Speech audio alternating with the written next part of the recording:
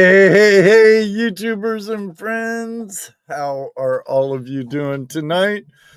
Welcome to another Tuesday Night Hangout Live. If this is your first time here, I think you're pretty much all locals, regulars, but if there's someone out there lurking who may not have been here before, I'm Ed Marvin. I'm your host. And tonight we're having a friend of mine. I work with him, Troy Merkle. He's really into kicking clods like my friend and brother of another mother, Robert DePotty. Hey, Robert, Heather, Erie Deary.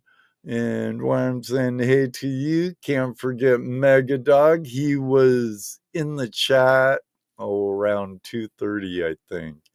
Dropped a couple of posts. Welcome, Megadog. No hockey tonight, huh, brother? But I did show him what you sent me. I showed him already. Ken, good to see you, Kenneth.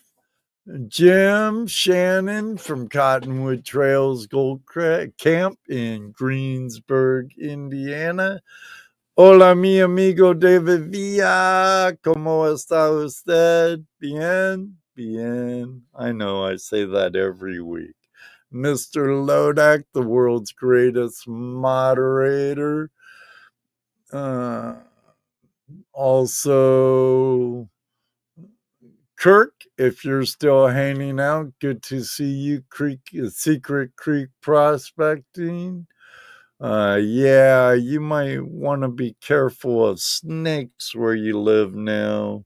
We didn't have nothing that could kill you on the wet side of the Cascades.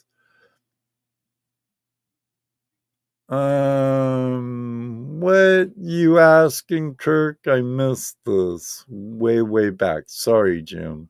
Or I mean Troy. Bad. Yes, I've had the AU twins on a couple of years ago. They were pretty cool. But Bill, if you're still hanging out, I haven't seen you talk much at all lately. Mandy's Candy, another Ohioan. Aqua Donkey in the house. I'm going to be seeing Mandy's Candy this weekend and Megadog from New York and Georgianne and Rose and JP and Carson from California. Heavy Meadow Detective. Wow. Thank you, brother. I hope I run into you this coming weekend. Yeah, it's gonna be a great time, but let me give a super chat. Ron E, good to see you, Ronnie.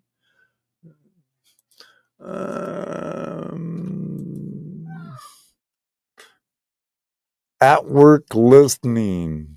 Well, on my way to work, listening while I drive. Very good. Stop texting, Mandy. I don't want you to get hurt before this weekend. Are you going to Rose Nose Monkey Fest to Aqua or just the one at the Sprigs? But I believe I'll be seeing you Memorial Day weekend. And Gail, great seeing you. You might be interested in tonight's guest. JP, looking forward to this weekend, brother. Oh, yes, sir. Cool. Both events. Nice. Get to see the Aqua Donkey again. Let me see, Gail. I don't know if I'll be able to make it, Ed. I have a whole lot going on with work. Understandable, brother. Understandable. All right. My friend Troy, a little backstory. I work with Troy, and he's a really good guy. He's actually an ex. I told him I was going to bring this up. He's an ex alternative sport, action sports icon to some people. I imagined he was sponsored a rider, a BMX street rider. He used to do some pretty cool things. I think he still has a half pipe, and he's been talking about building another half pipe. But he's a really great guy. I enjoy working with him, and he's a collector and arrowhead hunter, Indian artifact hunter, and we are going to have some treasure porn for all of you out there who enjoys people sharing their treasures. So don't go away. We'll be right back with another Tuesday Night Hangout Live. Hello, everybody, and welcome to another episode of Tuesday Night Hangout Live. It's Tuesday night Hangout Live. It's Tuesday night Hangout Live. It's Tuesday night Hangout Live with your host Ed Marvin. Tuesday Night Hangout Live is a Flash in Your Pan production.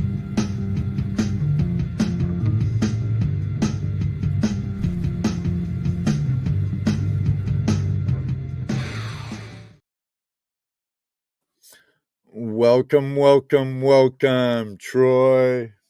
Howdy, Ed. Good to be here. Thanks for having me. My pleasure. And now I'll let the tortures begin.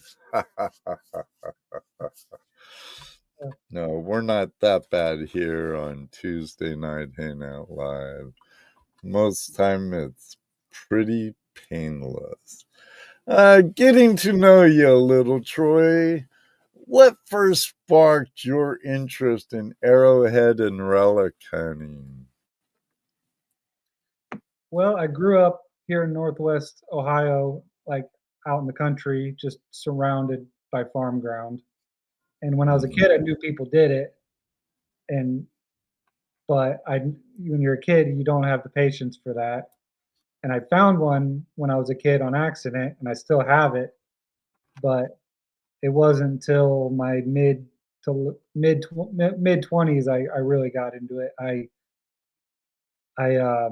was visiting my folks. I had a greyhound, rest in peace, Ears, and his favorite spot to do his business was out in the field. And I took him out in the field behind my house. I wasn't 6, 8 feet out in the field and just waiting for him to do his business. And I was looking around and looked down and I saw the edge of a Coshocton blade, and I didn't really know what it was. I picked it up and I felt the edge, and I was like, oh, that's a knife, that is sharp. I could cut somebody with it, and I knew what it was. And I I told myself, geez, if I found this, just 6, 8 feet out in the field, there's probably way more out there. And that first winter, I walked my grandpa's 3 fields, and I found a handful. And I mean, I got the bug bad, and then just started knocking on, neighbors' doors, farmers, getting permission to walk their ground, and I just got hooked pretty quick. And now Well, we need to take you gold panning. Yeah, kind of same deal. You know it's out there, and it's hard to turn it off, and you just gotta go out and look, and you'll be surprised. Right. Well, I know you go out all the time. We talk about it, and you're taking Wednesdays off. Are you still taking Wednesdays off? No, my Wednesdays ran out. I I took April. I took every Wednesday in April off to walk because April's kind of that month when Right. I do the best right before they plant. You're kind of praying for rain and April showers and pre-planning, and because you don't want to be in them after they plant, really. yeah. I mean, you if they know you're doing it, and they plant corn in 32-inch rows, so I wait Oh, yeah, for the sprouts corn. to pop up, and then I can walk the rows. But that's just a handful of fields I got left. Right. But I Well, do well that kind of mixed up question 1 and 2 together, because you did describe your very first find and how it made you feel and all that. Uh, what draws you most to Native American artifacts? I think mostly just because it's right outside my door. I can literally just walk in the field behind my house. And if I eat too much dinner, I can go for a walk, and I don't have to go very far. I mean, most of the fields are right down the road from me. It's just I don't have to travel to the other side of the state to look for them or nothing. They're right out they're in every field around me and in the whole state. You just Yeah, I can find gold local. I found it on a couple of job sites in Vanward, and I found it outside of town, but the better stuff's quite a drive away. Yeah, I can imagine that. We'll get to it, Bill. We'll get to it. So, hold your horses. Let's see what Annie has to say. Troy, it can come and show me down the Spriggs claim sometimes. I want to learn more, would love to have you teach my rock hounds. Yeah. You have an invitation to the Lucasville area of South Central Ohio on the beautiful shores of the Scioto River, or the shores of the beautiful Scioto River. Actually, I can't really even say that. I've never been there yet, but I will be there here in 2 weeks. Yeah, Yeah. Southern Ohio is great. It's kind of like the opposite of here. I mean, Northern Ohio is great too, but there you go I to know it's a little Ohio. hillier stuff, and I know when I miss out west, I have to go to hillier portions of Ohio. But it still cracks me up when Judy and I went skiing one time, and we made a turn by Bell Fountain and could see Mad River, and she goes, "There's our mountain." I laughed at her. All of a sudden there's a mountain. No, that ain't a mountain. That's a hill. You know, So total, how long have you been doing it? I've been at it pretty heavily the last 12 years. Like I said, And when I first started, I mean, I hit it hard. I was out there all the time, and I kind of was surprised how much was still out, like how much I was finding. You earn it, you put in a lot of hours, but at the same time, I kind of always had it in my head that I knew people found the artifacts and things out there, but it was always kind of a fluke, you know. But I when I started going out and walking and finding broken pieces, almost pretty often, and all you find tools and things, Mm-hmm.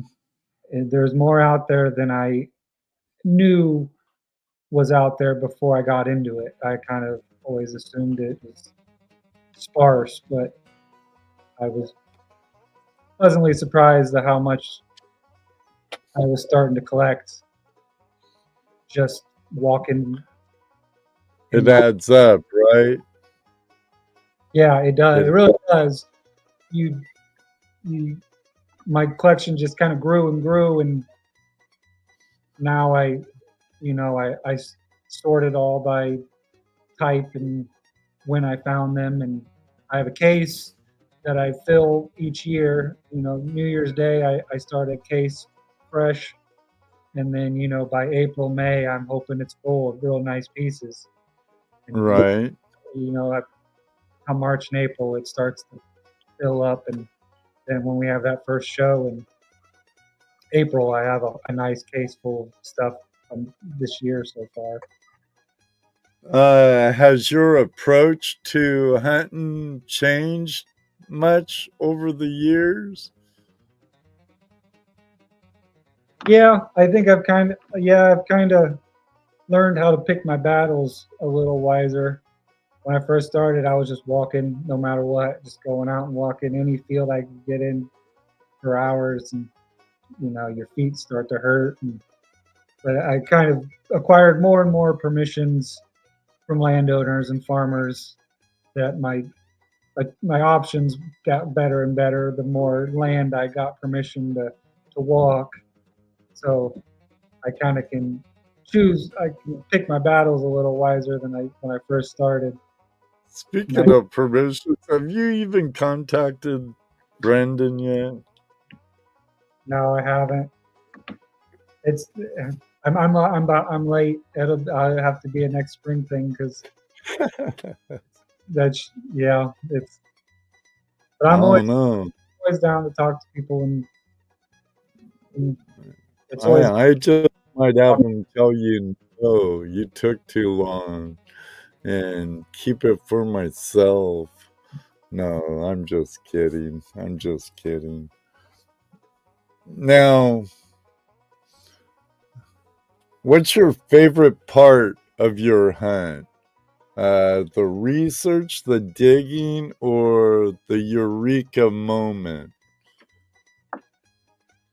kind of all of it. You plan it. You kind of get excited when it rains, and you get a good cloudy day, and you get excited to go out, and yeah, you never know what you're gonna find, and then when you find something you never found before, and you learn what it is, and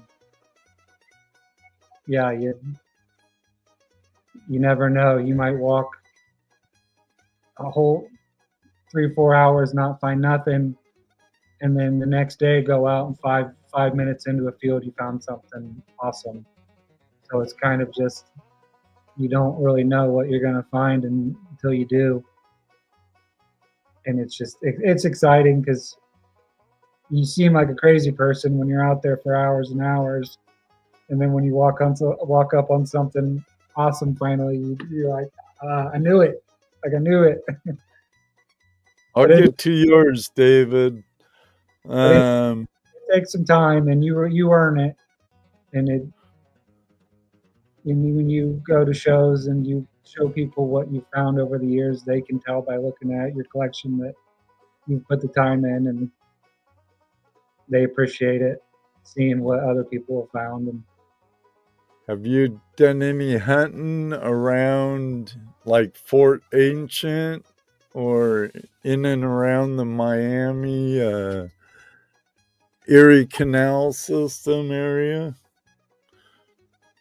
Not so much. I've been down to the Fort Ancient Mound Complex in the museum there. Fort Ancient Mound Complex is pretty sweet. I know there's Caesar's Creek is down there, and I've wandered around in the creek, but just That's found also a fossil hunting area here in Ohio too. Jesus, too. it's a good area down there. I mean, southern Ohio. But Do you ever use a sieve of any sort, or are they all eyeball? Majority of the time, I'm just surface hunting what's on the surface. You know, I got a backpack. I hit my headphones and a stick, an old bar of water, and I don't ever. I've sifted through dirt that got dropped off at my house, and I actually found one screening some dirt that got dumped off at my house to fill in a ditch. But I knew where the dirt came from, and I knew it was worth searching, and I found a little bifurcate point out of that dirt. But as far as screening dirt goes, I mostly just walk. I rarely ever dig. I found one blade. I've got it sitting here.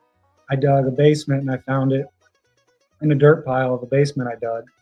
It wasn't really looking, just got real lucky. I was gonna bring that up since you used to move houses and raise them up with your dad's company.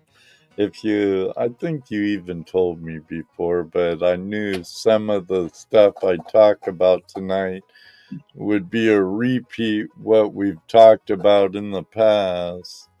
You've only found one while digging under a house to move it or raise it? Yeah, one dug a basement out from under a house. And I've only ever found that one that way, but it's a killer piece. And I dug a slate celt out of my yard on accident too.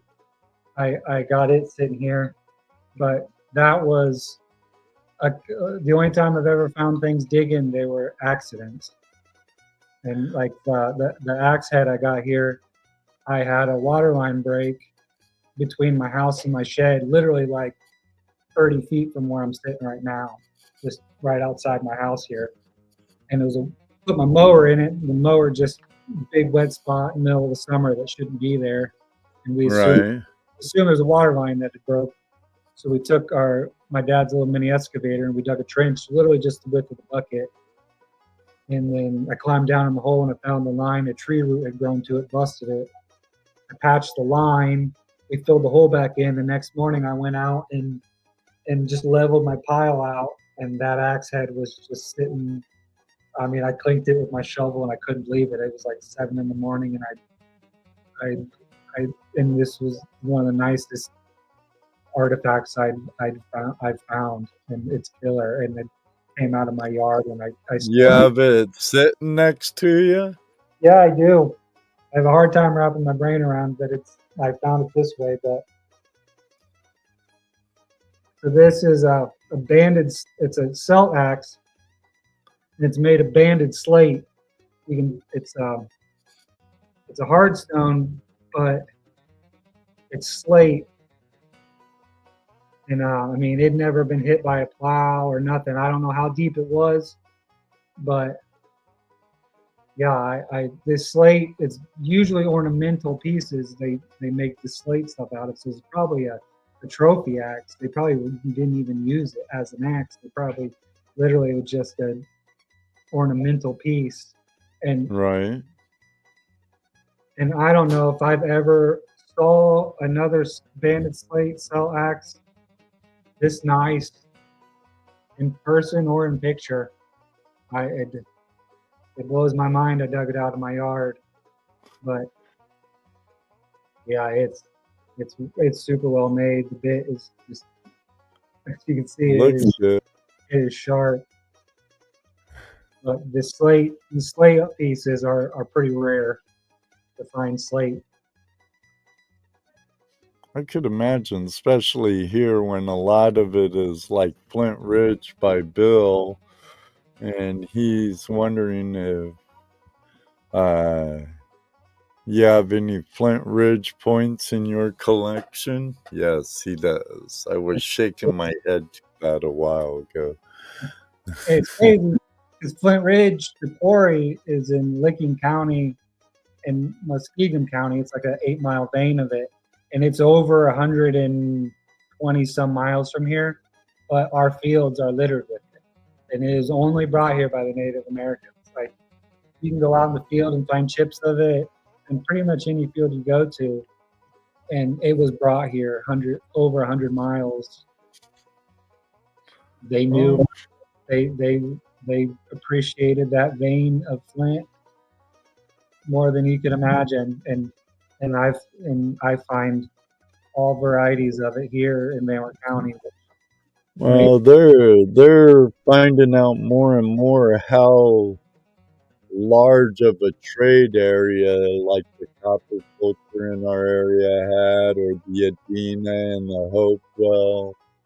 And so, Yeah, so the Flint Ridge, they used it, made its way around the state of Ohio and other places. It made its way, and basically, Flint Ridge and Coshocton are the two big flint types from Ohio. We're both kind of the same area.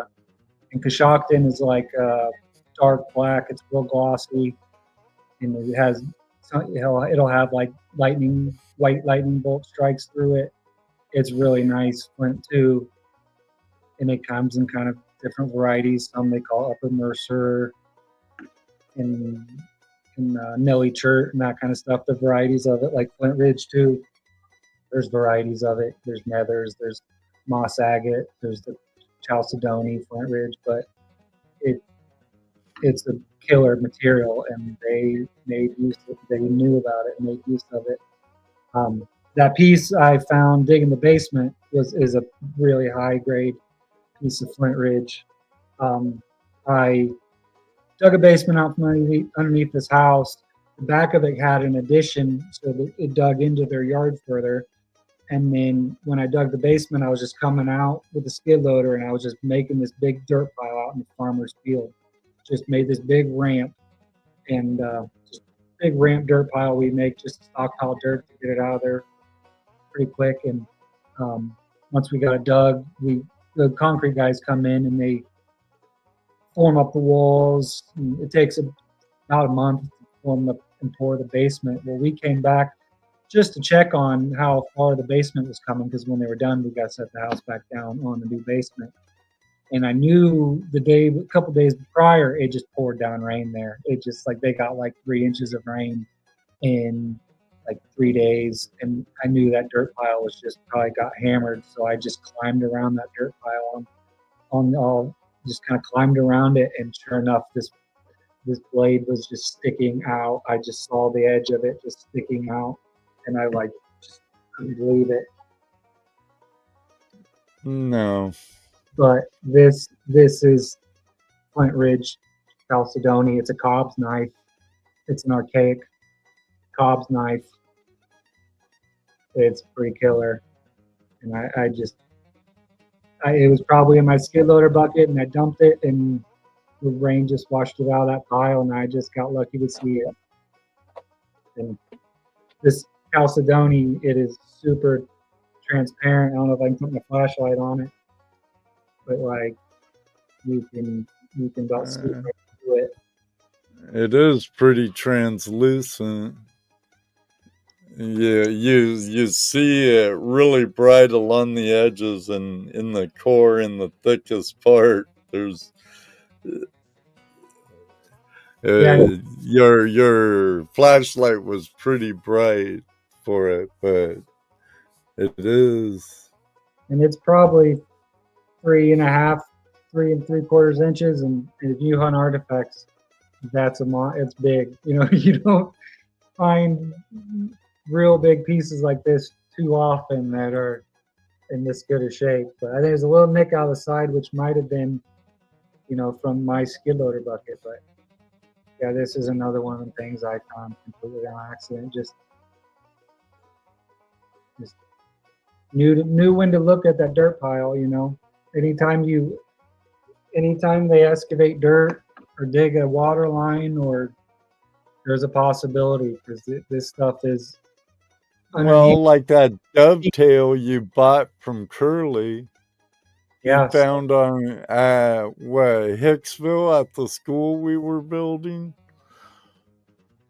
Yeah, same deal. He went around the dirt pile at the job site to go take a leak and saw that blade sticking out of the ground, and I'm glad he saw it, because that is it's nice addition to your collection, huh? Yeah, I'm lucky he found it, because that's a good piece. That's a rare dove and button-based dovetails are not something you find too often. I might walk my whole life and never find one like that. Now, Allers Crafted, I did send you a reply to your email, brother. Thank you very much. I got them today. But is this the same flint to get sparks for fire? He's asked. I would imagine so, right? Now, does chert give a spark like flint does? I mean, I would assume if you hit it just right, you're trying to get them hot little pieces to hit off, and just the friction of hitting it.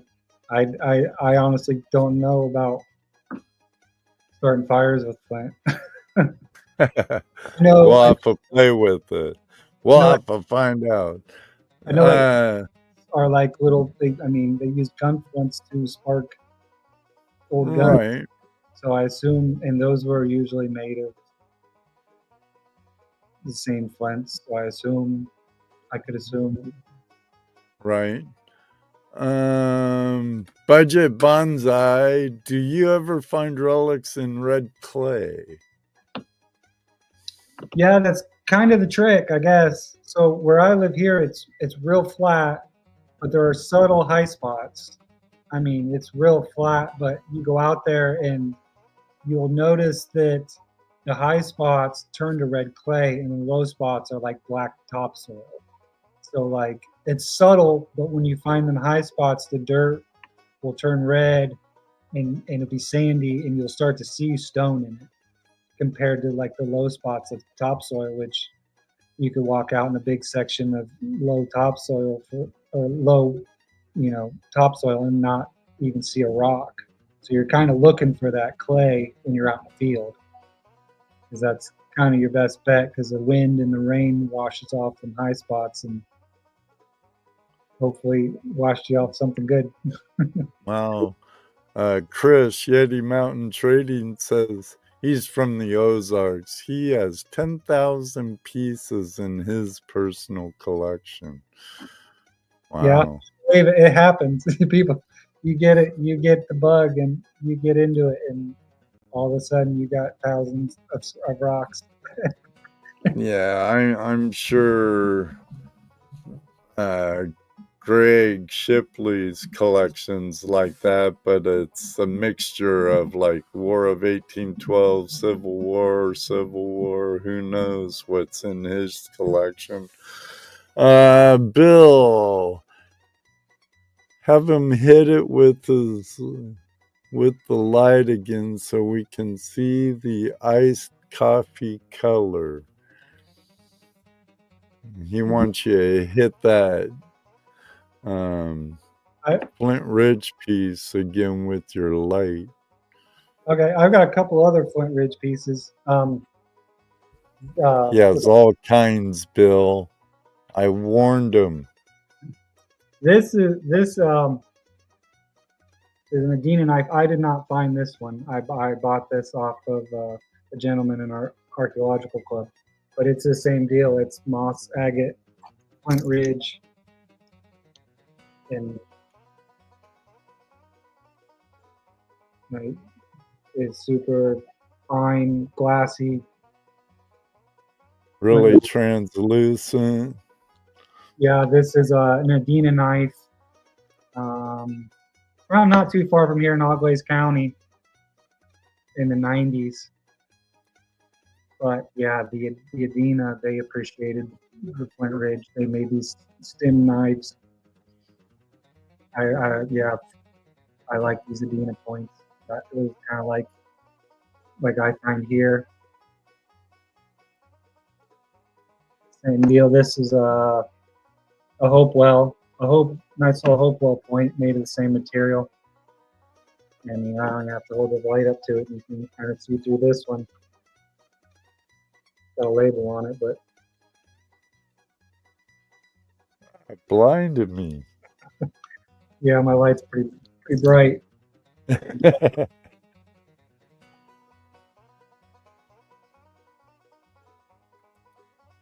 And then there was variants of Flint Ridge that it's not all transparent, but this is Flint Ridge. It comes like pinks and purples, and it's just gorgeous colors. Material. It's just colorful and it breaks real sharp, and they love this stuff.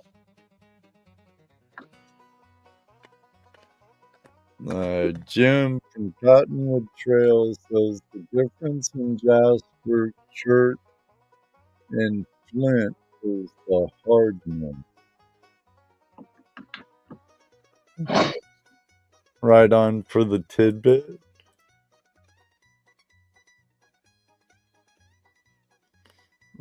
Chirp points here are fire hardened once they are finished. I'm sure they're the same way here in Ohio as they are in Indiana, Jim. Yeah, they heat treat it, and they'll even turn the color of the material. They heat treat it after they made it.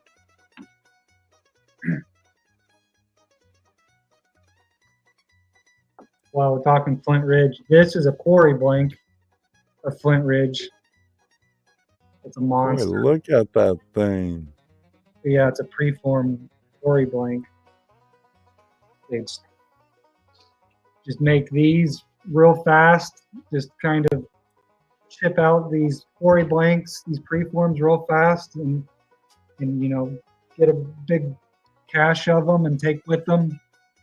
And we're lucky to find them unfinished. They would have taken this and made more out of it somewhere else. But this is from Ross County, Ohio. Now Yeti wants to know how much you paid for that first one you bought. I believe it was the Adena. I paid $200 for that Adena. Ain't that what you paid for that dovetail too from Curly? I gave him $250 for that dovetail. That was a nice point, though. Yeah. He told me I found it. I about pooped my drawers.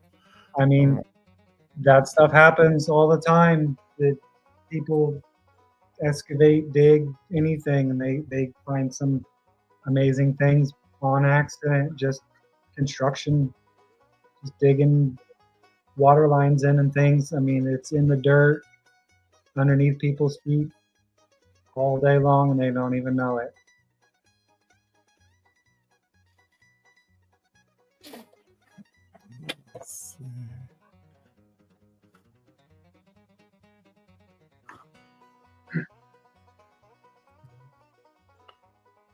Yeah, Adena.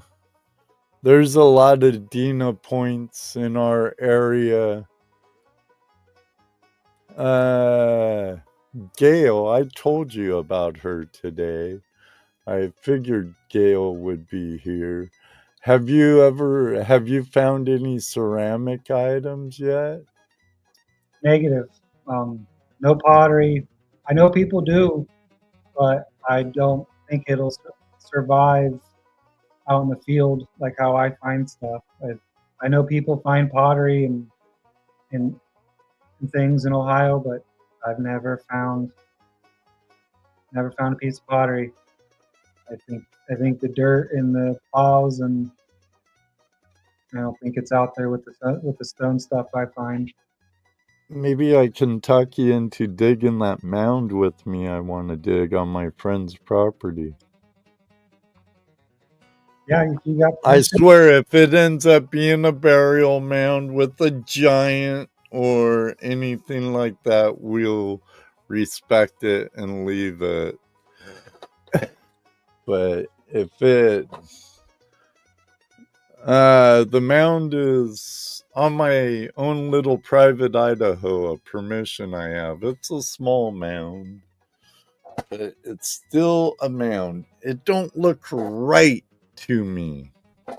Or on LiDAR. Yeah, I mean, I assume some of these fields I walk, there probably were mounds, but I mean, early 1900s, they just started deforesting and plowing, and that stuff's been out of archaeological context since decades before I was even born. That's how I can find it on top of the ground, is because it's just been uprooted and plowed every year for 100 years, and Right. it's hard telling. Well, I know they destroyed a lot of mounds in our area, from what I understand, for farmland and stuff. What doesn't look right? Just where it is, and it's a nice mound with no hole anywhere near it. It could be a brick pile that's been grown over because there used to be a schoolhouse, a country schoolhouse on the property. Or it's some kind of ritual mound or something. I don't know. But it's a mound, and it's been gnawing at my curiosity for a couple years. Lots of small mounds where big ones people leveled, tens of thousands of them. Yeah. A mound. No, it's in the woods, but my part of Ohio, David, is fairly flat. Yeah, I mean, we're lucky some of the bigger ones survived. They got them on golf courses. They've got them, but luckily they saved as many as they did. But at the same time, they just in the early 1900s they just were digging them up and just bulldozing it, picking up all the relics, putting them on a table, having an auction, and on to the next one. No real. It took a while before people started to really excavate, Yeah. archaeological work on them, rather than just bulldoze them and auction off whatever was in them. And a lot was probably a lot of like archaeological history and knowledge was probably lost real quick in the years.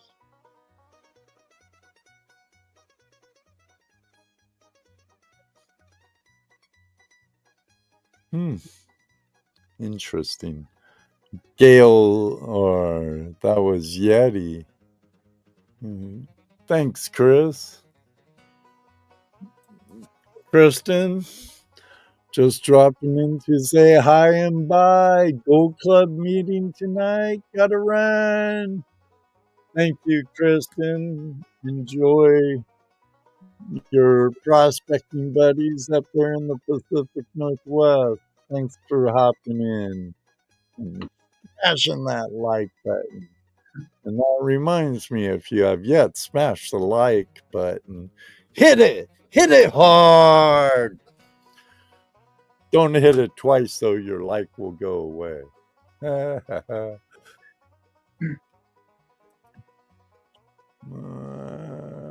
There were excellent studies and drawings done a long time ago. Yeah, I believe it. And I'm sure you research a ton of stuff like that, don't you? Old Indian trails and Indian village maps and stuff. Yeah, and I got old archaeological books, which are cool. Um, like even the names of these cultures were named after the landowners who owned the ground the mounds were on.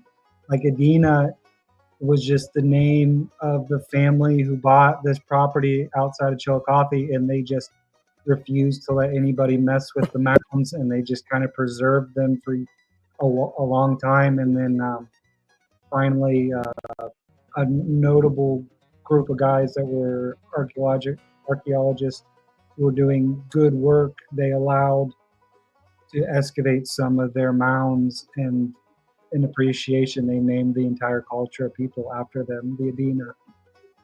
And the Hopewell Yeah, was the same deal as a family. The Hopewell family owned all this land with a bunch of mounds on them, and they preserved them for a while. And then when they finally did some excavation and realized, and they named the culture after them. So these names are given to these cultures who we don't even know what their real names were because they were from thousands of years ago. and But unlike the Cherokee, like Hopewell and Adina had no written language, did they?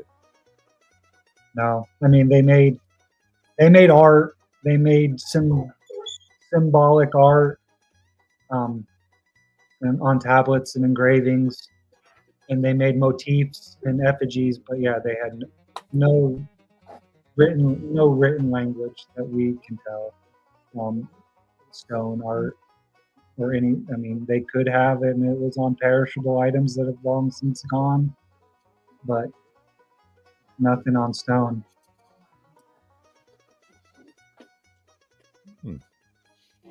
Interesting. Very, very interesting. I got something. Adina and Mounds. While we're talking, they excavated a mound in Chillicothe, and they found a human effigy pipe. And this is a plaster cast of the original Adina man pipe from a mound in Chillicothe. This is a first. Almost looks like it has like Maya or not really Aztec, but Mayan influences on it. Yeah, and that gets said a lot. And some of their art is very resembling of some South American cultures. But they also believe that this is a representation of someone with dwarfism because the legs are so small in comparison to the rest of the body. They think it might be like a shaman who, because he was born with dwarfism, they made him a shaman and made an effigy pipe out. It's your guess is fine, but I mean, they does were your dog need to go out potty? mine. Yeah, because he's been a few minutes ago. It looked like he was gonna rock climb up that wall, and he's been jumping up on his gate. And Bill's saying it now, but Megadog brought it up a while back. Now I see it. No, she's all right. She's just not used to anybody being up this late. We're usually in bed 8:30, 9 o'clock. She's just probably confused. She's blind and deaf, and so she's probably just kind of confused why I'm still up doing stuff. And if she looks like she's just wandering around, because she's blind and deaf, and she just is anxious.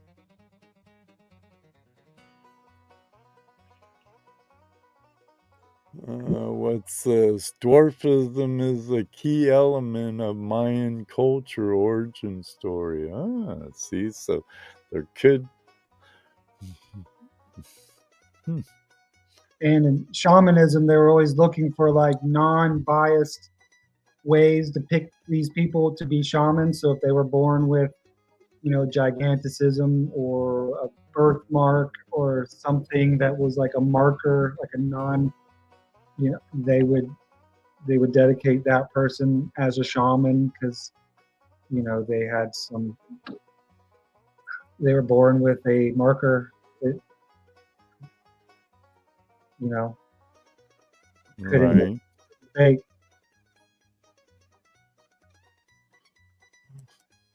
And Oh yeah, Yeti. I believe it. and that pipe was made of what's called Ohio pipestone. It's a very dense.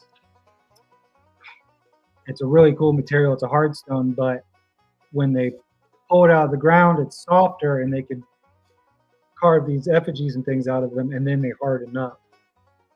But they made pipes. They made pipes out of it, and other ornamental objects out of that Ohio pipestone. That one casting of that dog effigy you have too is really cool. Yeah, they're Trimper mound pipes. So this Hopewell mound called the Trimper mound, they excavated, and they found 80 of these effigy pipes. They're platform pipes, mostly animals. There's a human head effigy pipe, and then some were just two pipe effigy or two pipe platform pipes, but they are all pipestone. And I mean the Hopewell, there was no guessing what they made like that. I mean, these are casts. Oh, that don't look like a frog at all. I mean, they could tell the certain species of animal by these pipes, and they found 80 of these in one mound. And then I mean, the Hopewell made. I mean, these are 2,000 plus year old pipes. Like they were making. I mean, beautiful works of art thousands of years ago. Now, was that a burial mound it was in? I'm assuming there were remains associated with them, but like this was the human head effigy pipe, platform pipe. They always drilled. They're made of pipestone, and they always drilled them so that when you were looking at, they're always drilled aimed at the face of the animal.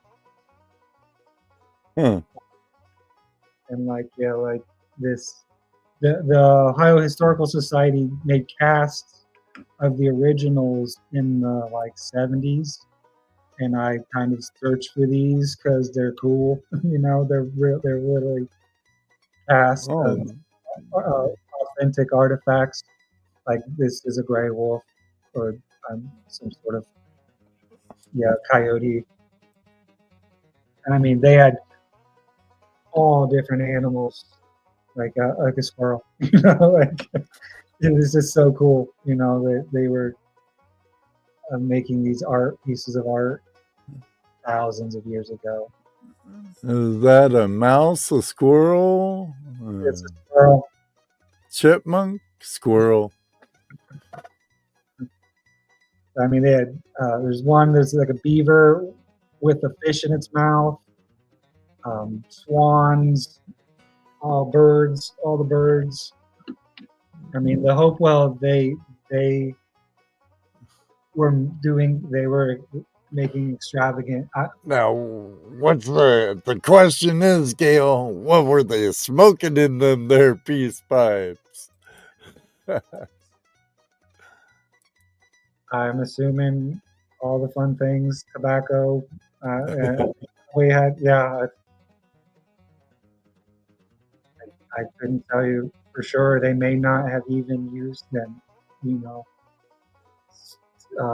some they can tell were ceremonially broken, like they broke them on purpose. A lot of these mounds, they did that. I don't know. hard to tell why, but a lot of these mounds they found ceremonially broken artifacts where they made these beautiful pieces, and then last thing they did was they broke them and then buried them. Like,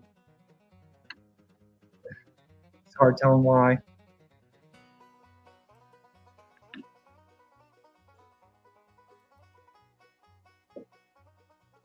But I mean, I find Adina and Hopewell artifacts right here in my county. They lived in large numbers during the Woodland period.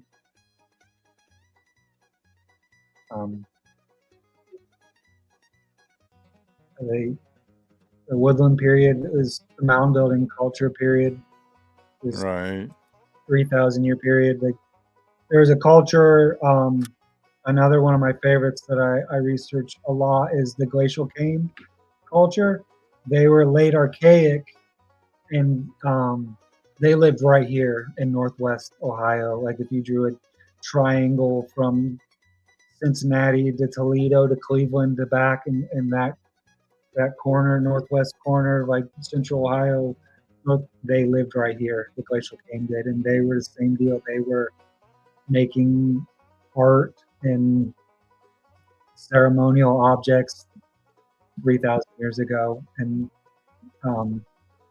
their name comes from the fact that they just found stone Glacial Kame erratics, stone deposits, glaciers, and they put their burials in them stone Glacial Kames, and they survived. And archaeologists found all these burials, and then when they started quarrying stone for railroads and things, and they started finding all these Glacial Kame burials in these stone deposits, and they just named them the Glacial Kame culture because they found the burials in Glacial Kames. And they made a lot of the slate artifacts that I've found are likely Glacial Kame culture. The gorgets. I found a couple broken gorgets, I'm certain, are Glacial Kame. Yeah, the banners, some of the late archaic banner stones are probably Glacial Kame. They made these birdstone effigies. This is a Glacial Kame bird. I did not find this one. I purchased this one, but they made these slate birdstone effigies. Nobody really knows what they did with them for sure. They were some sort of ornamental object. They would drill the bottoms at an elbow drill. They would take the bottom and they would drill and then have an elbow. This one was broken in ancient time at the drill hole where they drilled it, and you can see where they salvaged it, which was really common with these slate pieces. They were not quick to get rid of it, but after it broke in ancient times, they put a groove all the way around the tail so they could keep tying it to whatever they were tying it to, even though their hole had broken.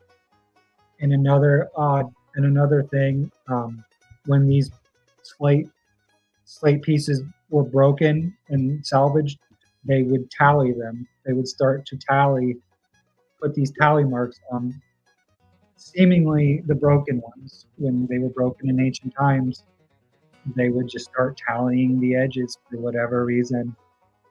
Not always. They've found whole slate pieces that have tallies on them, but a lot of the broken ones they started tallying, but there's no good consensus of what they did with these. They're likely either tied to an atlatl shaft handle, some sort of ornamental thing. But I mean, this is like Ohio right here. These slate pieces,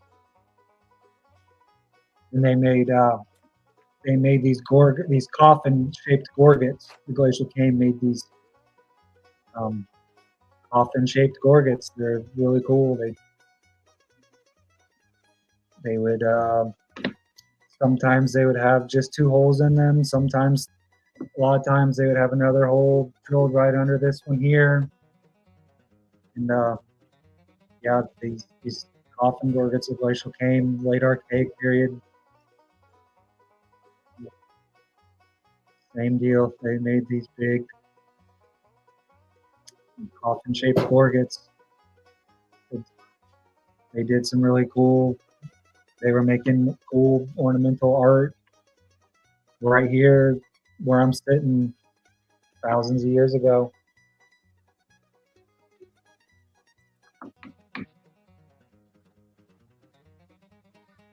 Yeah, they knew what they were doing with the slate stuff. I mean, all the artifacts and stuff, but they put time and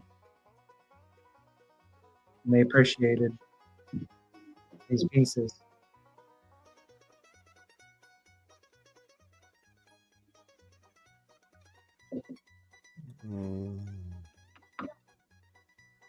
Clovismen existed on both Europe and North America at the same time and made the same exact type of projectiles. Explain that one. People traveled all over. People been migrating since people started walking the earth. Everyone's an immigrant. Yeah, the Clovis Point showed up. I mean, they didn't just take them a while to figure out how to do it. Like, they knew what they were doing. They were making beautiful fluted spear points from day one. Wherever, I don't know how. There's all different theories of how they got here, but they got here with knowledge. And even the Clovis in the Paleo period found Flint Ridge. So, like, they find Clovis points made of Flint Ridge and Coshocton, and they found. I'm sure those been quarried out for thousands and thousands of years. All right, it's that time. We're about halfway through the show. I need to visit the little boys' room real fast because, as all of you know, I run on coffee and it has to go through me one way or another. We'll have a 2-minute and 11-second intermission. So don't go away, because Troy and I will be right back, and I'll be back in the Jeff Troy, so don't worry.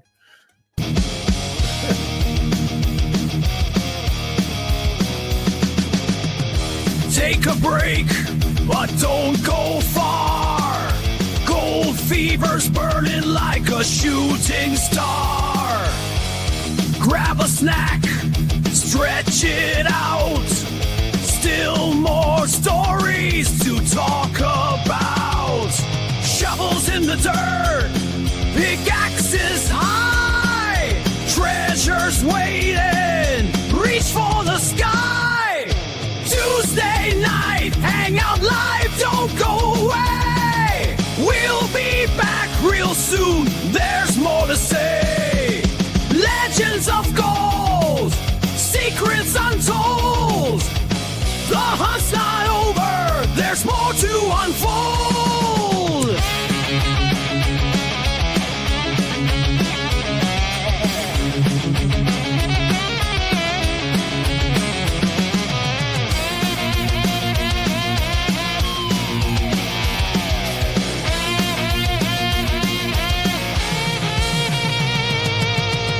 From lost mines to rivers wide, prospectors digging side by side.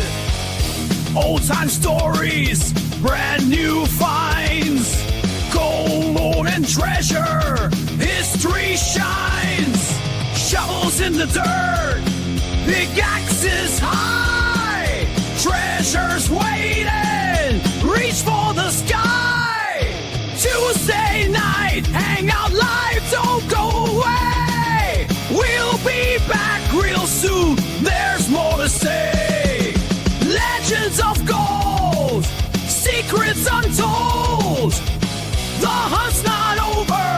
there's more to unfold.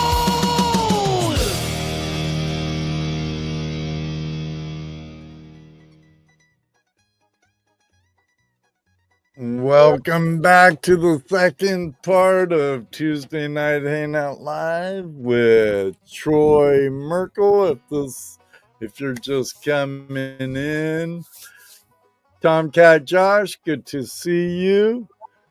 And Troy's a gentleman I work with, a friend of mine who has a very interesting hobby, lifestyle, and you're getting closer to that museum every day. Oh, Yeah. What's this? Dorothy gifted 5 memberships. Awesome, Dorothy. Eric's Random Projects in Review. The Purple Samsquatch. Huh. Cool. Iron. Budget Bonsai and Tom Kinry. Excellent. You rock, Dorothy. Aqua's right. You rock. And speaking of Dorothy and how she rocks, we have. Thanks for the super chat. The super chat, Josh. Very cool of you. At the end of the stream, I do have a end of stream giveaway sticker pack with my thank you card, and we have a sticker from Megadog 555. Woo-wee! Look at that. GMD Christmas. 3 more days. Let's go. That's right. I have Friday off. Aqua Donkey. Friday off. It's going to be a great time on the banks of the river.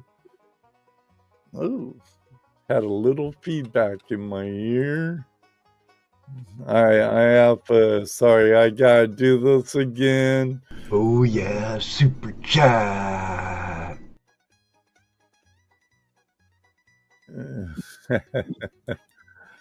Yeah.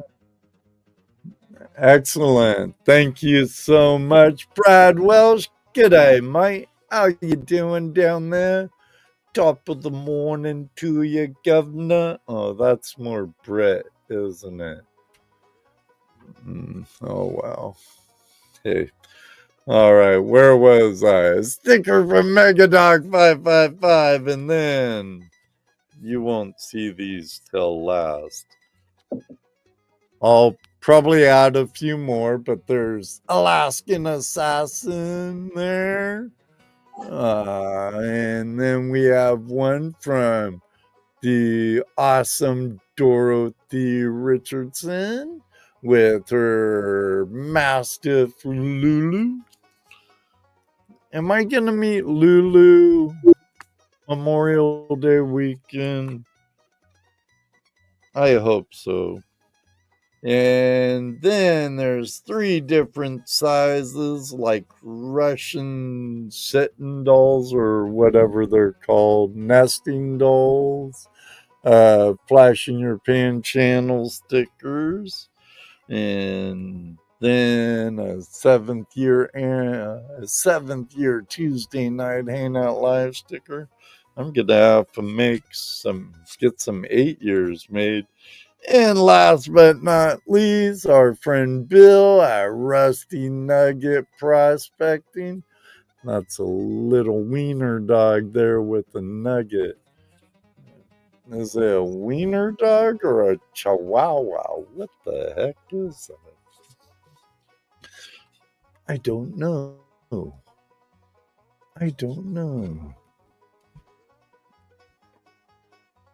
We're all the above, Yeti, rock hounds, history nuts. I think once you get into prospecting or arrowhead hunting, stuff like that, or bottle digging, or coin collecting, or name them. Pick your finger. You know. You'll start diving more into history. But end of stream, I'll be throwing a couple more in there probably, but you won't know till you get it. So maybe we could talk.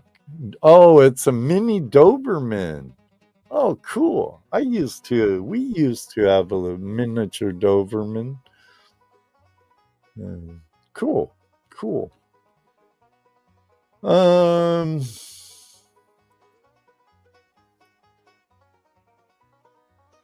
How do you ensure hunting legally and responsible, especially on land that might be protected or sacred?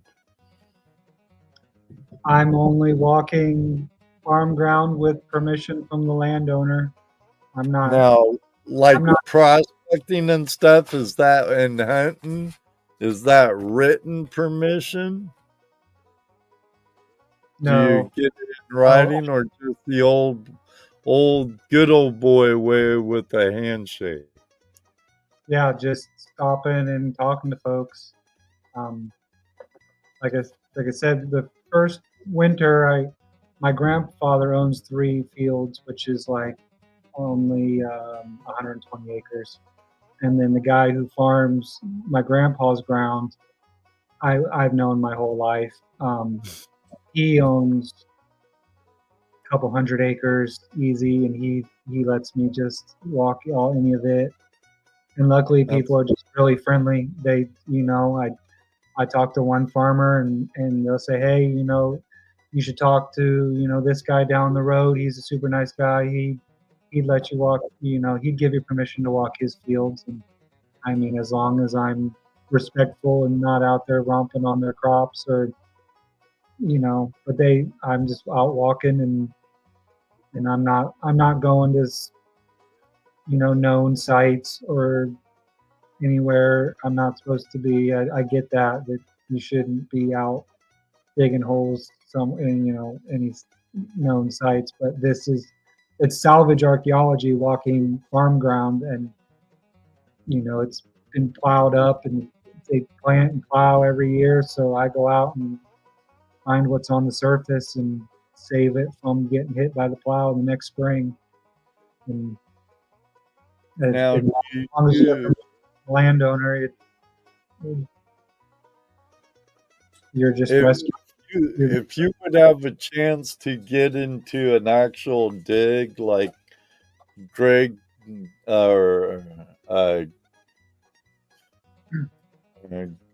Greg Shipley does, would you? I'll tell you, I know a spot I would dig.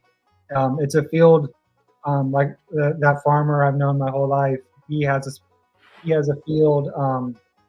That field, it's pretty big. I don't really find much in it, but there's one high spot. It's small little 30-yard circle. There's a high spot, and it's real sandy clay. And every year or two, when it's in its prime and it gets washed out, I hit it, and there's always stuff on that one spot. If I got to go out in any of these fields and just pick one spot and dig, that'd be it. That I know right where I'd go. This year's been the year to do it. He'd probably let me, but he put corn in it, so next fall it'll be corn stalks in a mess for 2 years. So maybe in 3 years, when it's been beans twice and is clean and he plows it, I'll ask him. But I missed my opportunity this year. But that'd be the spot. I mean, you'd have to pick a spot has been good to you over the years, but it'd be work. It'd be a lot of work. Grid out a 10 by 20 section and do 10 10 by 10 grids or something.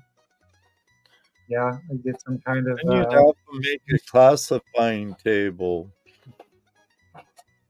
Yeah, it's actually the one little bifurcate point I found screen and dirt came from he put in foundations for his grain bins real close to that spot, and that he had a stockpile of dirt, and my dad dropped a bunch of dirt off in a dump truck to fill in a low spot that was hard to mow in my yard, and I asked him where the dirt came from, and he said, and I sifted through a couple of times and found one, and I was shocked. And you found at one point. And then I did like 30 wheelbarrows full after that, and nothing, not even a flint flake. So it's work. It'd be work to go dig somewhere, and may not be rewarding. But I just like walking. It's like meditation for me. I just put on a book on tape or some real somber music, and I just go out and start sorting through the dirt with my eyeballs. Just walk slow and right. Find rocks, and then I'm looking for flint. I'm looking for any of the materials, and I kind of just zone out. I kind of just wander around, and then all of a sudden there I am staring at a point or something. I can't believe it. But it's real.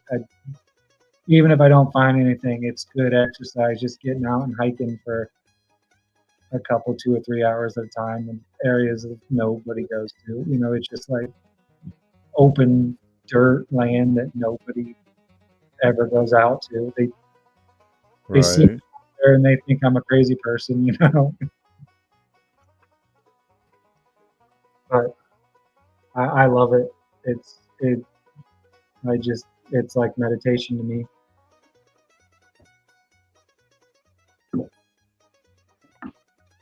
Now,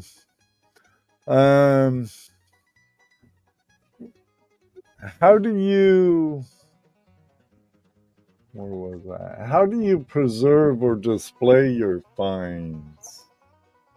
And yeah, I know you keep some. Do you donate? And well, I know you sell some too, because I bought some. Now, do you donate them also, or are you saving that for your museum you plan to open? Yeah, everything I've found, I've kept. I've never sold anything I found. I mean, I've bought stuff at auctions and things.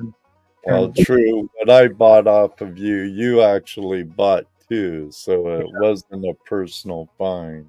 All the personal finds I save, and I keep them in a case for that year. So like I have a case now that's 2025 finds. And then at the end of the year, I integrate them into all my other cases of points that are sorted by type and material. And even the brokes, I put into cases and save. Even the littlest flint tools, the scrapers, the uniface knives, all the little any of that stuff I keep and I sort by what it is and material, and it's kind of and 95% of my personal finds are this small little corner of my county. It's not all from all over. It's majority is Van Wert County, even my township here. So it's kind of like a good representation of my close area right here. I have a couple that I found in Mercer County or Auglaize County. Right. 98% are found in Van Wert, huh? Yep. Now, how many cases do you have at this point? Gail wants to know. Oh, geez. I have a case of the slate things I found, a case of Adina's, a case of Hopewell's, a case of archaic stuff, Hardstone stuff. The artifact shows I go to, I get I usually just reserve one table, and I can get 10 faces. They're 12 by 16s, and that's about all I can about lug with me, in a day. To lug with me to the shows. So I kind of have 10 cases that are like my real proud stuff that I take to them shows. But I've probably got 30, 40. Triple that? Yeah. Quadruple that? I probably got 20 cases out in the, brokes and scrapers and uniface tools and things that just are, they're important, but, aren't the stuff I'm going to take to a show and brag about. What artifact shows do you recommend? Any that are near you that I would highly suggest going to a show. Like Ohio, we have the Archaeological Society of Ohio, and then we have like state shows in Columbus and Dublin, and then we have chapters of the Archaeological Society, and our chapter meets in Kalida Fishing Game, and we do 4 shows a year. But I would go to any show that you can. They're awesome. People bring in, if you want to look at killer artifacts and learn from really smart people and talk to people that know a lot and just see it up close, see that stuff up close, I'd go to a show. They're really cool, and people are really friendly and like-minded individuals. It's the best way to learn this stuff is like going to an artifact show. Okay. Ohio Relic Hunter, have you ran across any counterfeits in your collecting? And are you good at spotting them? Any tips to spot them? Yeah, definitely. I'm kind of lucky because the first 6-7 years, all I had was the stuff I found, and I only my collection was only stuff I found personally, so I knew they were real. But they're out there, and patina. The material it's made out of. There's the patina, the mineral deposits. There's a lot. They'll try to fake the mineral deposits by using shoe polish and everything else. But if you look and go look at real artifacts and talk to people, don't be quick to spend a lot of money on something you aren't certain about. But yeah, it's when you see something that's real, it's hard to fake thousands of years of being in the ground and in that patina and the mineral deposits. You got to really look at them under a microscope, literally, or like a jeweler's loupe. Really look at them. There's little things that will be dead giveaways if they're modern. Yeah, there's a lot of flint knappers out there, and I mean, they're not doing it. A lot of them aren't doing it to just fool people or scam people. They do it because they enjoy breaking rocks, and it's a whole culture of people who love to get together and flint knap, and not all of them are trying to sell them as real and make money, but just get your eyes on some authentic artifacts and you'll learn to spot the differences.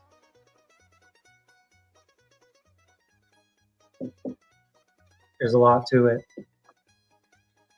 The flint is the hardest to decipher what's real and modern. The hardstone stuff is pretty easy to spot a fake. The axes and the slate and stuff. But the flint people can do a really good job of making it look authentic.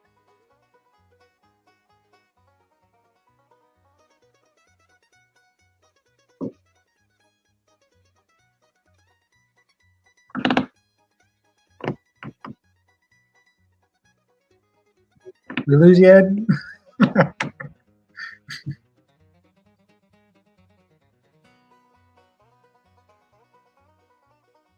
Well, I'll show some artifacts until we figure out what happened to Ed. This is a granite grooved axe. This is the first full grooved axe head I ever found. It took me 7 years to find one. And it's a pretty nice one. It took 7 years to finally walk up on one.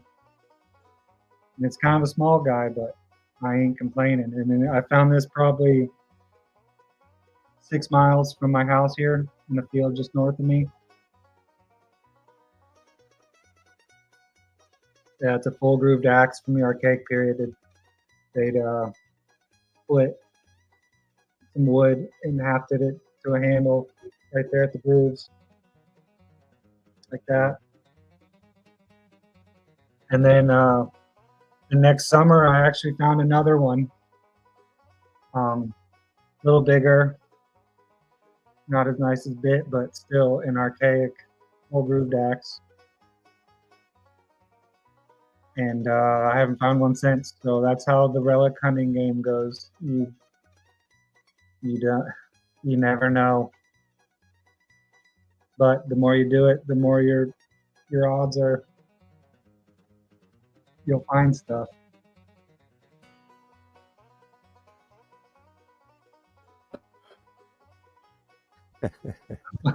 Found you. I'm back.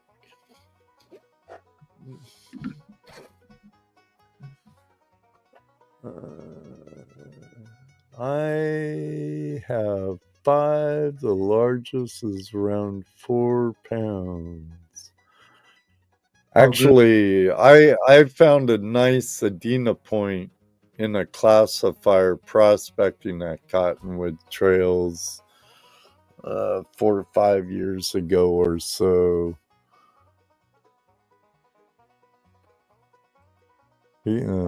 Jim's yet to find a kelp.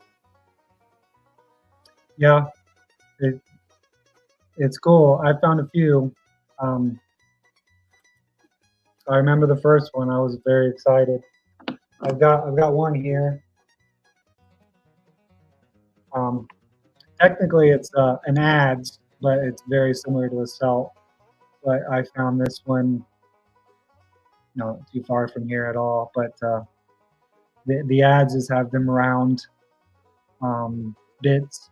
The end is round and flat on the bottom. The celt's kind of the sides are the same. But the adze is flat on the bottom. Now, what would that be used for? Digging? Where that might be used for chopping? Yeah, probably a little bit of everything. You know, you can tell by the back ends that they use the back ends like a hammer, because the back ends of the pole ends of these celts are always hammered. They could have split wood with them, but yeah, probably woodworking tools. They're probably hauling out canoes and mortars and splitting wood with them, and anything they could use it for, they would. But yeah, they would just keep resharpening the bit until it got shorter and shorter, just kind of the same like the flint tools. They just kept resharpening it until there was nothing left. Cool. And another thing I find is grooved hammers. I seem to find a lot of these. They're club heads. They're just grooved like an axe. They're grooved all the way around, but they're just got a blunt. I've found probably 16 nice ones of these, and they're head knockers. If there's, they found a lot of burials that have blunt force trauma to the front of the skull, and it's probably one of those, huh? Yeah, from one of these guys. These grooved grooved hammers. These are probably their favorite, probably the weapon they use the most, just blunt object, just a hammerhead. That'd give you a headache, that's for sure. Say the least. Them are always exciting to find. Like maybe once a year, I find a nice grooved hammerhead. I like those things too. I have a collection of those that I have that I bought, but I just like collecting nice grooved hammers, all this stuff. I like that. Collect nice examples of them.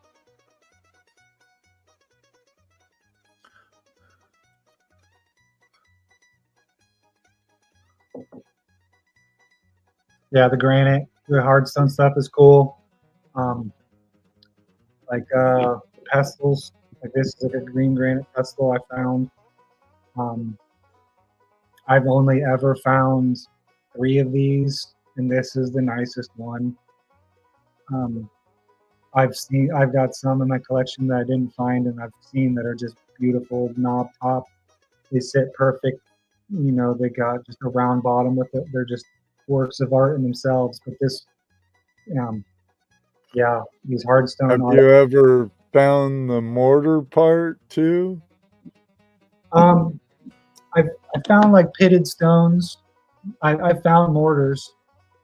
Yeah, and on bedrock and stuff, like you would out in the Southwest or Northwest and all over the country for that matter.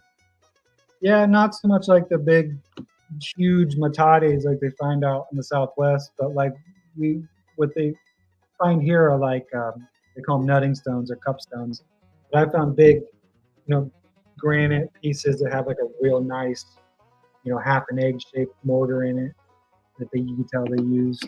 And then the pitted hammer stones have little mortars in it they used. Cool. One second, please. Aaron, I'll see you and Mrs. Donkey here coming up in the next few days. Looking forward to actually being able to hang out. Every other time I see this guy on the river at Elise, I'm working my booth. So, don't even think I'm bringing a sluice other to donate for the giveaways. Other than that, I'm going to relax and visit. Never know, though. I might end up taking my high banker or something. So am I, brother. So am I. Good night. Be careful on the job. Don't get shocked. That's for sure. Good night, Aqua. Thank you for being here. Whoops. Double dip that one.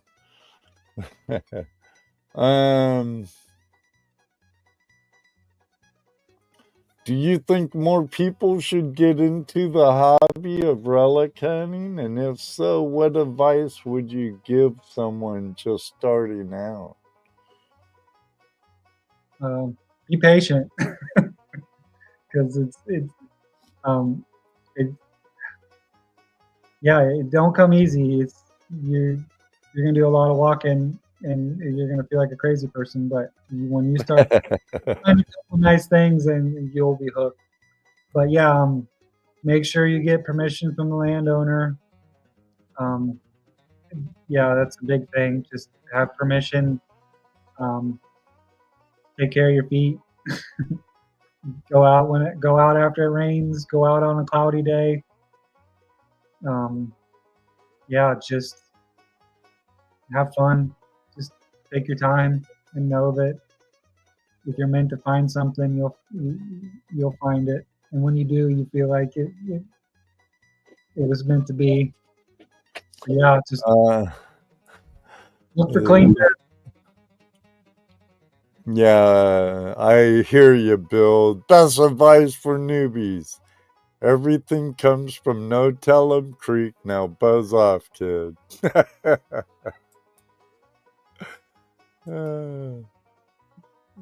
Maybe the medicine man had one or two he kept personally. What's Yeti talking about? Oh, talking about mortar and pestles fashion. Occasionally they carried a grinding bowl.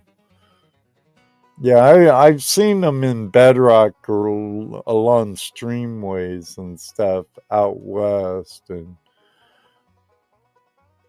If you go down to Hocking Hills in the state park, and there's a Conkle's Hollow, you go down into the hollow, and there's these big boulders down there. They're the size of cars. You look, and there'll be mortars on them.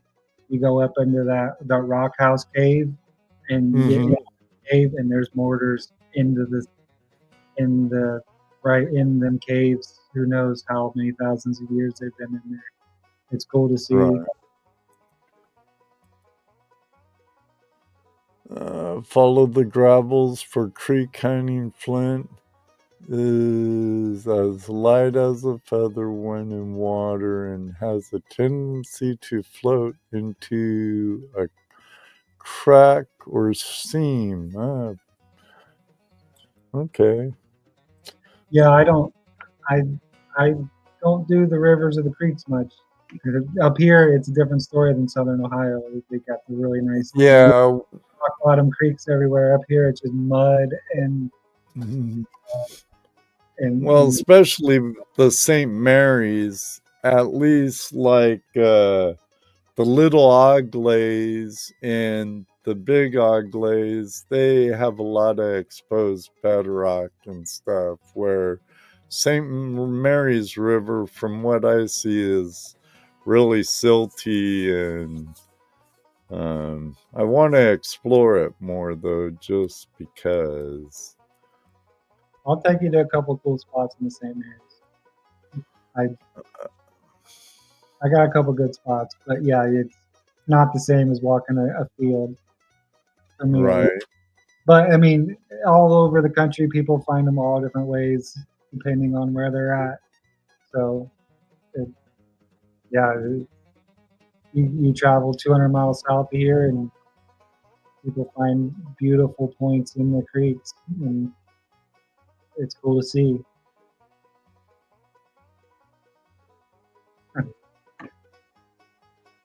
It is hard to find. I mean, for me, it is. I have found things in the creek, but man, you earn it. It ain't the same as walking a field. Oh, I told you about where what was it, a Shawnee village? Shawnee or Ottawa? A Shawnee village. There where the Blanchard dumps into the Oglays and DuPont, I think it is. There was actually a village there, and a late friend of mine has found beads there and fishing hooks and all kinds of stuff. Probably where they would bring their canoes up on a gravel bar or somewhere, a little beach or something, by where the camp was. Yeah, the rivers were their highways. They had it figured out.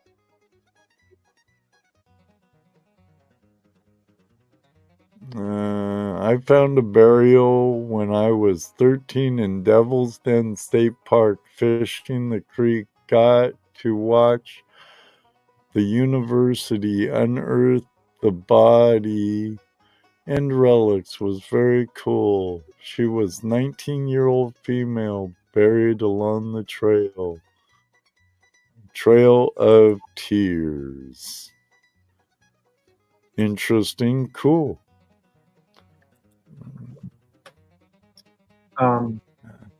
Yeah, these burials usually, once they excavate, the bones just turn to dust.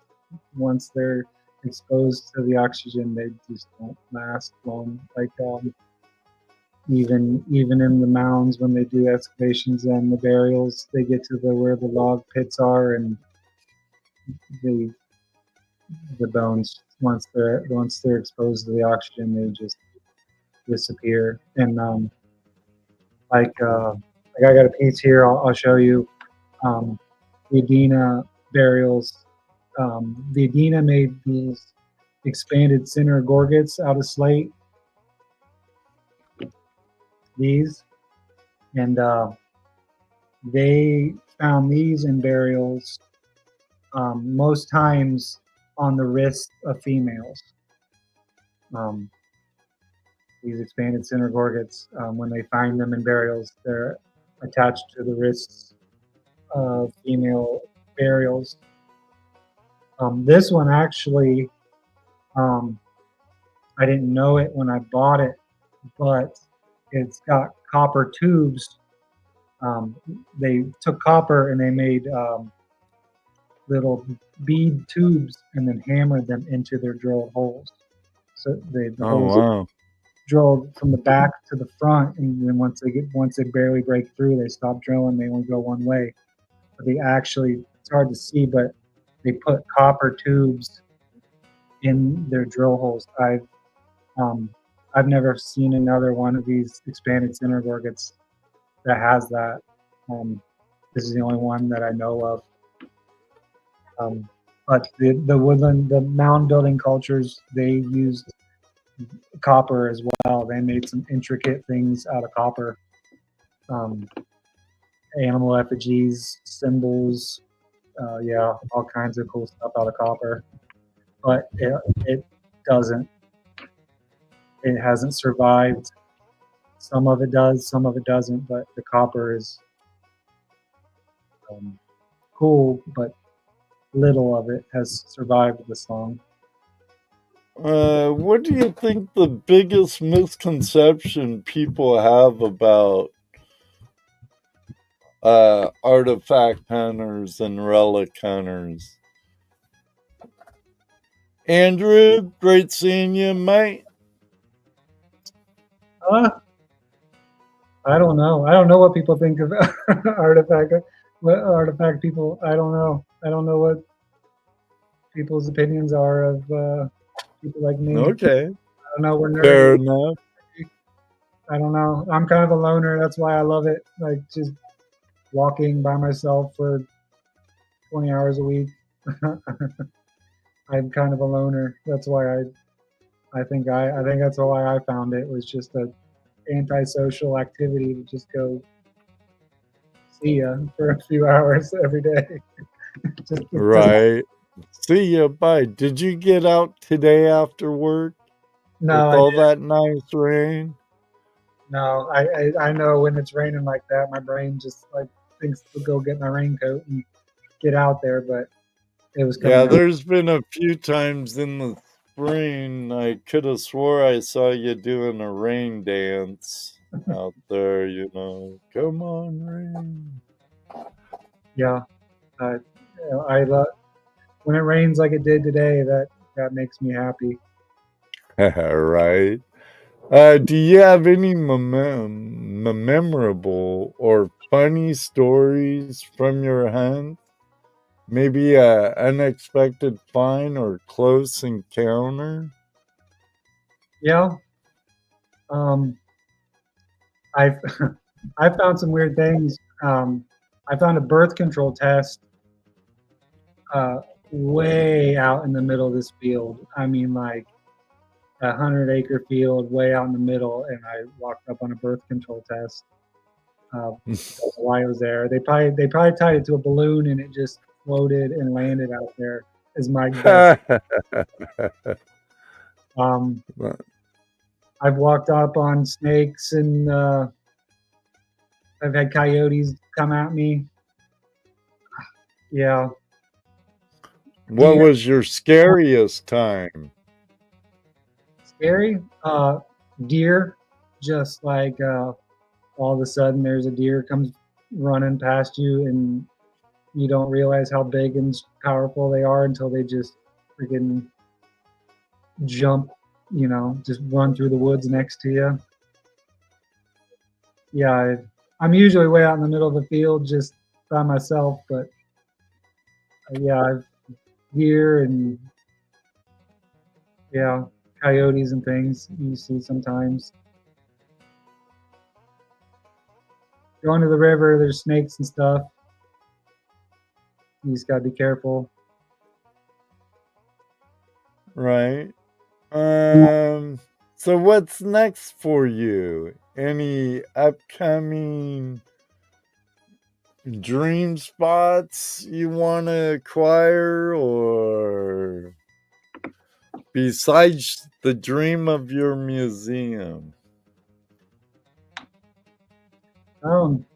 Moving next week or two to a little bit bigger house. I'm gonna have a room dedicated to my collection. I've already started. That'll be nice. Yeah, it's nice shelf. You showed me the picture of your shelf you built, and it's filling up well, my friend. Yeah, we'll appreciate a little bit bigger spot. But yeah, just same stuff. It's just keep on getting out and hiking and going to shows. Our club, I'm a trustee of our chapter of our archaeological club and the Mocon club, so I'm kind of a part of that now and helping plan our shows and things. Our summer show is July 14th, I believe. It's our biggest show. Again at the Collide Fish and Game Club. Yep. Good group of people. Good place to have it. Our summer show is really popular. It's free to the public.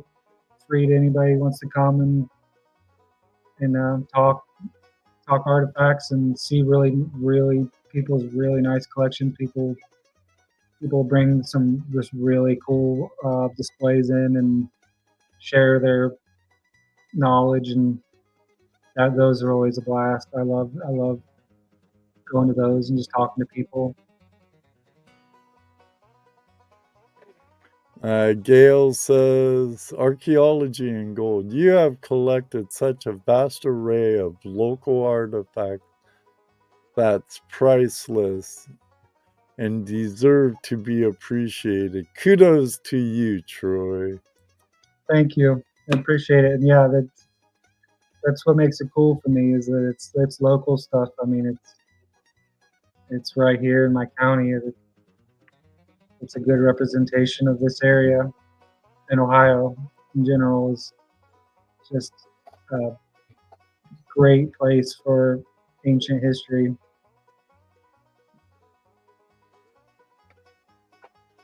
Sweet.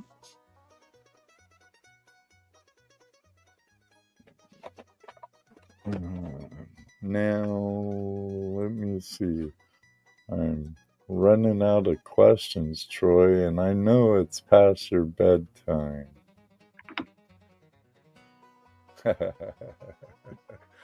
So, Troy, I hope you had more fun than you thought you would. I appreciate you coming on and sharing your appreciation for relic hunting, sharing your lifestyle of relic hunting and arrowhead hunting and stuff. To me, it's all a treasure, stuff like that. Hey, running horse. A lot of great arrowhead hunts in South Texas. See, you could. Okay, one last question before I force you out. Thank you, Bill. Bill says, awesome guest. You work with great folks. Yeah, the majority of them are really good, or I'd never be there for as long as I have. If you could go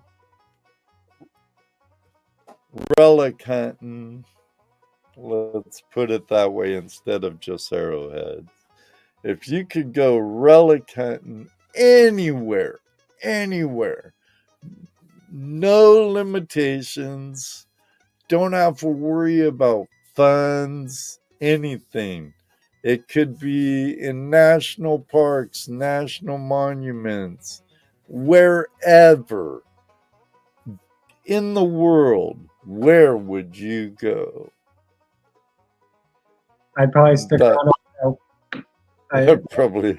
Stuff is like, yeah, I'm biased. Oh, Serpent Mounds, Fort Ancient, Fallen Timbers. Yeah, Serpent Mound is awesome place to go. Awesome. Fort Ancient's awesome. The Miamisburg Mound, the Adena Mound in Miamisburg is awesome. And I wouldn't necessarily go there to I'd be interested to see what's in some of the places, but they deserve to be left be.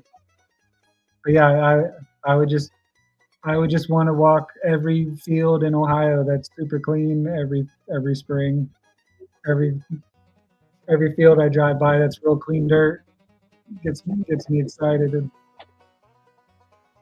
Welcome, Yogi Burr.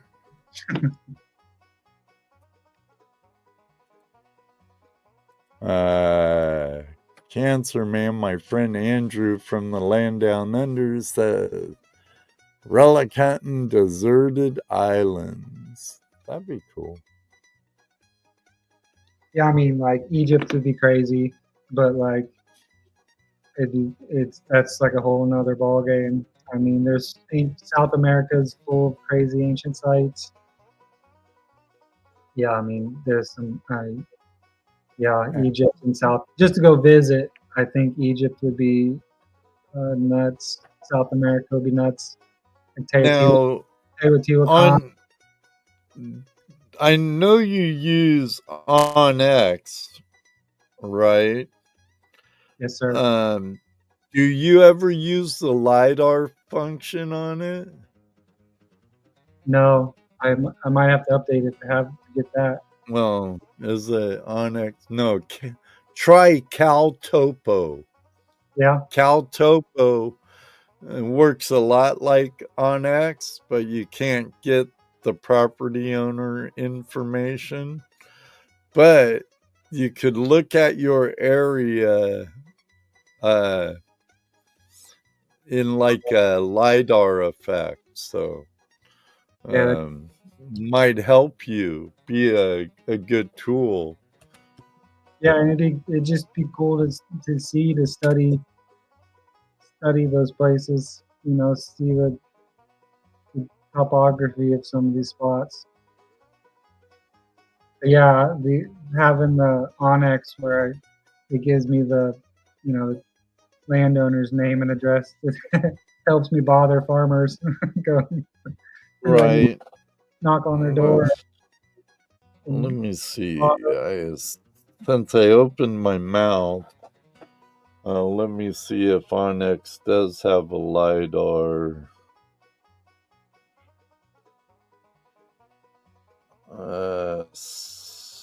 No.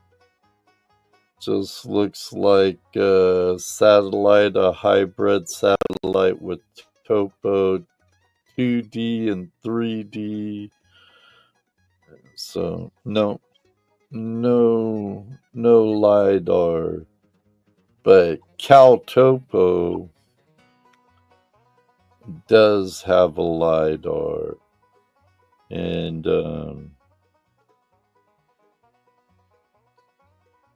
see, I used it at my stepson's because I wanted to know the terrain behind his house. Here, let me move you around for a second. Yeah. Oh, dropped my phone. See. Yeah, that would be cool. Because right at his property line is all woods. All of that is woods. So I I figure like all those rows right there are old property lines where people have moved boulders and stuff and made walls like they do in New England a lot. This is down in northern Tennessee, so and now I know where the owner lives, and next time I'm down there, I'm gonna knock on his door. Hey, dude, can I walk your woods? Mind if I metal detect your woods? Because when I see something that looks almost like a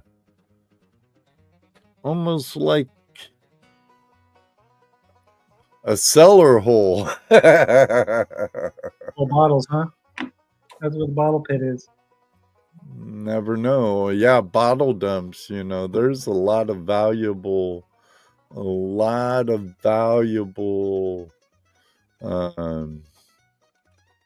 bottles out there.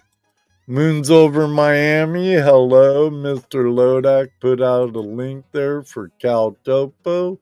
It's a good tool. And our friend of the channel, Matt Hospirator.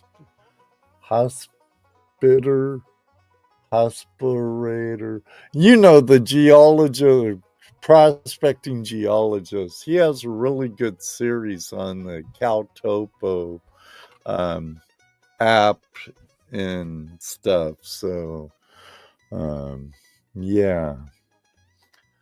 Privies too. Yes, there you go. And if it's an old privy, don't have to worry about it smelling like doo-doo.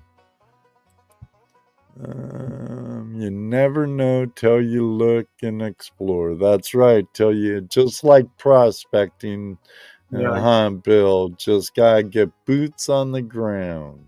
Get boots on the ground. They always say you won't find them on your couch. Right. Ain't that the truth? I'm about ready to do my end of stream giveaway, Chris. Have a great night, everyone. Thank you for indulging me, everyone. Big love, Ed brother. Stay blessed, everyone. Y'all, you too, brother. But I'm gonna do my end of stream giveaway because it's about that time. So all you have to do to get in on the sticker pack is type Arrowhead in the chat. You're more than welcome, Gail. Thank you for being here.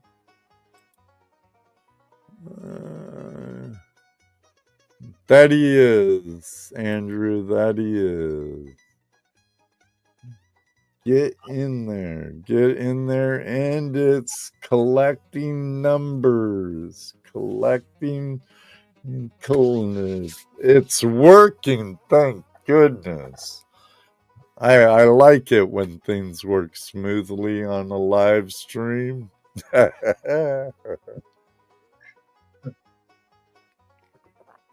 I would like to thank each and every one of you for joining Troy and I tonight. Troy, again, I've really enjoyed having you on.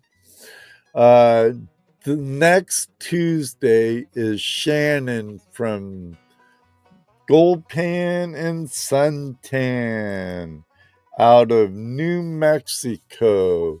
Should be a really good show. I need to warn him about having some treasure porn, some gold porn with them. But that should be another great show. David Villa says, Troy, great job. Thank you. Have a good time this weekend, Ed. Stay dry. I'll do my best unless I get in the water. Thank you very much.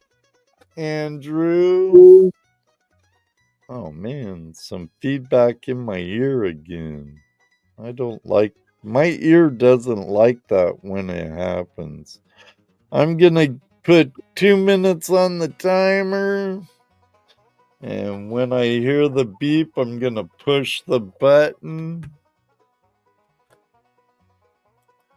So, Heath, how you doing, brother? Heath Doty, part of our New Yorkers. Those who listen to my show over at Spotify, iHeartRadio, YouTube Music, and other podcasting sites, thank you very much. I also like to thank Aquadonkey, $10 super chat, Tomcat Josh, $5 super chat, Dorothy Richardson for gifting 5 Flash in Your Pan memberships. Thanks for, I hope you're enjoying your membership, Ron E. And my friend and brother of another mother, Colin, Heavy Meadow Detective. Thank you for the $5 super chat. It's greatly appreciated. Beep. There will be an after party over at goldprospectorspace.com with my friend Mr. Lodak and many others. We have 30 seconds left in the clock. And soon, who it is, I don't know. Oh, Steven, love our lurkers too. You know, and you never know who's lurking in my live chat, I swear. 5, 4, 3, 2, 1. All right. Who is it gonna be? Gonna be Nightbot? All right. Jason. And I have your address already. So, congratulations. Hey, Bob Drake. There he is. I have your address already, so no need to send me your address. And know what's funny? I was gonna send you one anyways. So I'll make it even better with a lot of extra instead of just 1 or 2 more. I just, before I go, I just have a little mail call to do.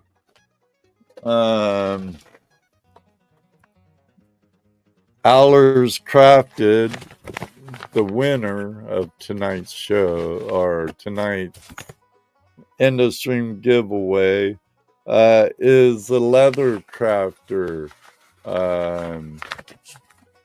And his website's on his channel, but we were talking about Take a Vet Prospecting Project, and he donated me 4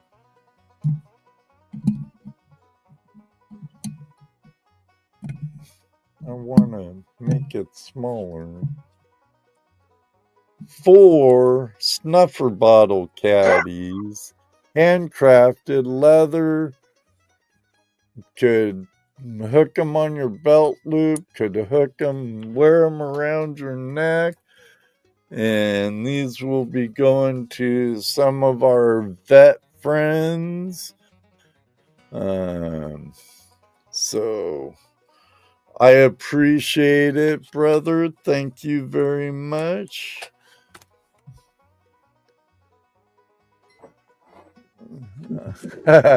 GPS. And here we go. GPS and Ed ruined my island night. They only find wood on Oak Island. Brother Bob, thank you very much. Thank you very much. Thanks for the super chat. Super chat, Bob Drake. I appreciate you very much, brother.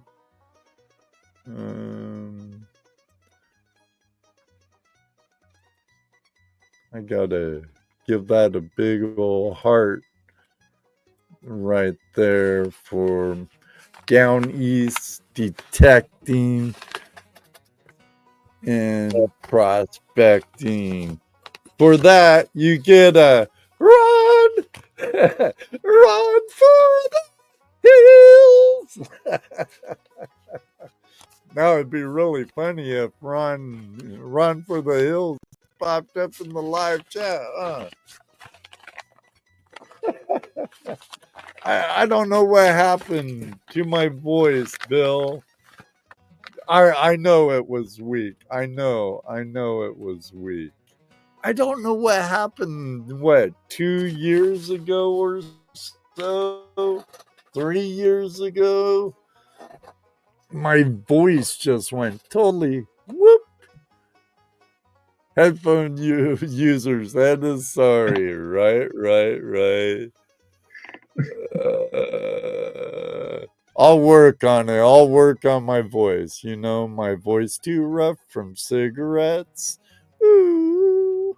I don't know. Yeah. It was the vid. Ed finally got to meet Thomas. Oh, Thomas is a great guy, Heath. Great guy. Dredging machine, too. I know he was up at Rendezvous. I'm glad all of you are back safe from the Rendezvous. Had a great time and all that.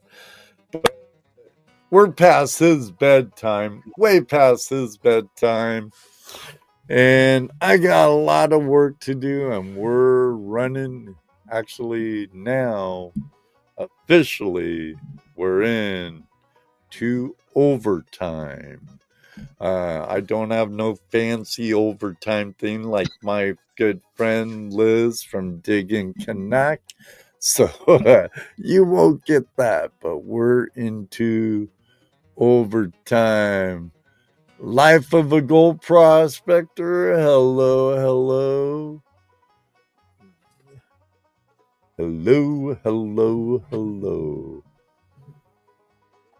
Huh. Nothing wrong with your singing voice, said. Believe me, you wouldn't want to pay to come hear me. Well, maybe one time when I'm down in Tennessee, working roadie or lights for my stepson's band or Dustin Spears. Maybe I'll sneak in something and you'll find out for sure how bad I really am.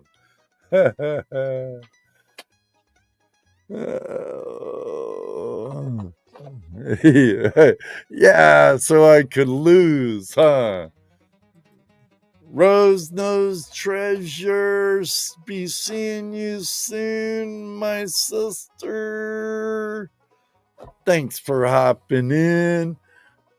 All right, everybody, enough is enough. I could sit here for another half hour chit-chatting with you all, but we both have to wake up early, and my job's not done in post-production until I'm done here.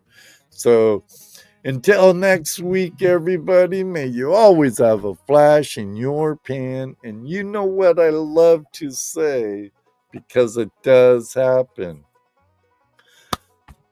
Ask Rose Nose Treasure. Ask JP Lonzamore. Ask Heath Doty or Sam Truckerly, hey Sam and Jim, and soon Georgianne and Mandy and others, Megadog, maybe one day too. All will meet you on the river. Him you might meet on a field. But for now, this very second, it's that time to say, we're out of here.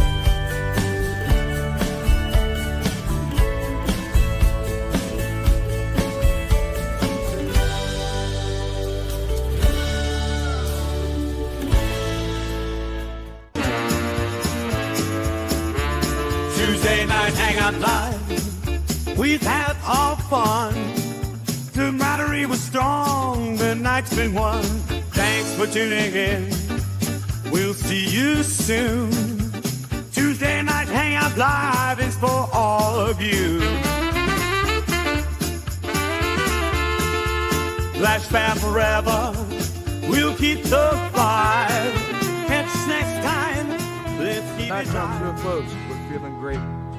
Flash Fam is together. Whenever it feels just right. The wonderful guests, good times, and so much fun. Tuesday Night Hangout Live will return very soon. Thank you for joining us. It's been a fantastic time. Camaraderie is strong, and we're built to last. Till next time, we look forward to seeing you again. Tuesday Night Hangout Live will be back soon. Give us a like. Don't say goodbye. Just see you later. Flash Fam forever. Until we meet again.